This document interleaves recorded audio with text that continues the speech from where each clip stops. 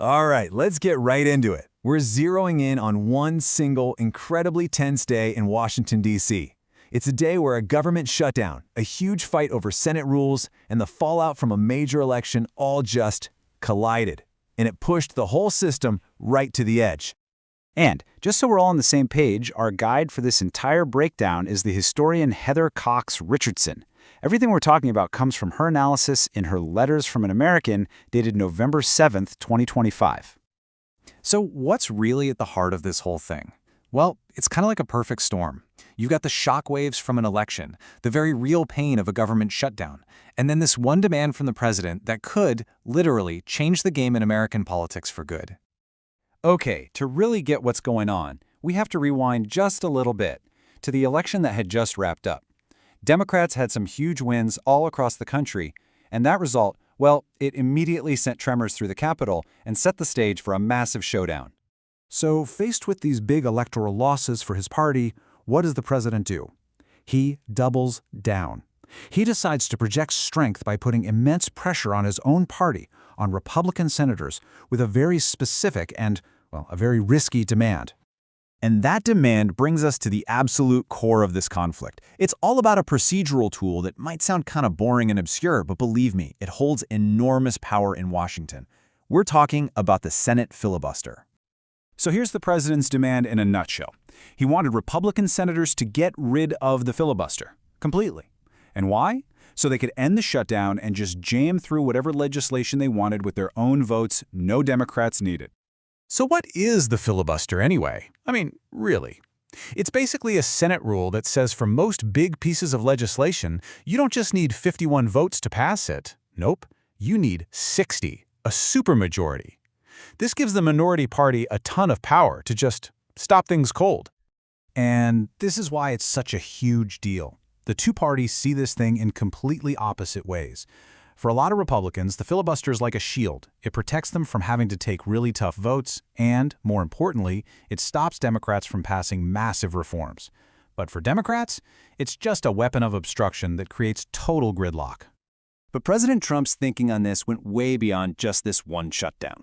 Standing next to Hungary's authoritarian leader Viktor Orban, he pretty much said the quiet part out loud. He argued that if they got rid of the filibuster, they could pass laws to make sure Republicans would basically never lose a major election ever again. So while this intense pressure campaign is happening on the Republican side, the Democrats decide it's time to make their own move. They put a potential compromise out there to try and break this logjam. And their offer was really clear. They said, look, we will vote to reopen the government if you agree to extend the tax credits to help millions of Americans afford their health insurance for one more year. Because without those credits, premiums were about to go through the roof for a lot of families. And you have to understand, this wasn't some random niche little policy idea. The main piece of the Democrats' offer, extending those ACA credits, was incredibly popular with the public. I mean, look at this. Something like 3/4 of Americans were for it. So, you've got a popular proposal on the table that would end a painful government shutdown. Seems like a pretty straightforward path forward, right? Well, the Republican response was swift, and it was a hard no. The Republican Senate leader, John Thune, didn't mince words. He shot it down immediately, calling the offer a complete non-starter. Then you have Senator Lindsey Graham, who took the rhetoric up a notch. Well, several notches, actually. He flat out called the Democrats' offer political terrorism. And maybe the quote that best captured the sheer chaos and frustration of the day came from Republican Senator John Kennedy. After a closed-door meeting, he came out and told reporters, "What we have here is an intergalactic freak show." But here's the thing. This wasn't just about politicians yelling at each other and saying crazy things. As this fight dragged on in Washington, the paralysis started to have very real, very tangible consequences for people living their lives far away from the Capitol. So, with the Democratic deal rejected and no clear path forward, the administration made a choice. They decided to escalate the pressure, but not on other politicians. They escalated the pressure on the American people. 42 million. Just think about that number for a second. What could that possibly represent? That's the number.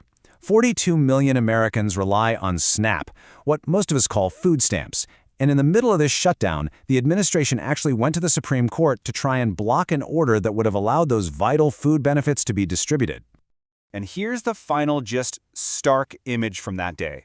While senators from both parties were still stuck in Washington trying to find a way out of this mess, both President Trump and the Republican Speaker of the House left town for the weekend.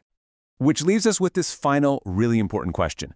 When the gears of government just stop turning like this, when essential aid for millions of people is suddenly a bargaining chip and the leaders leave town, who really ends up paying the price for all this political paralysis?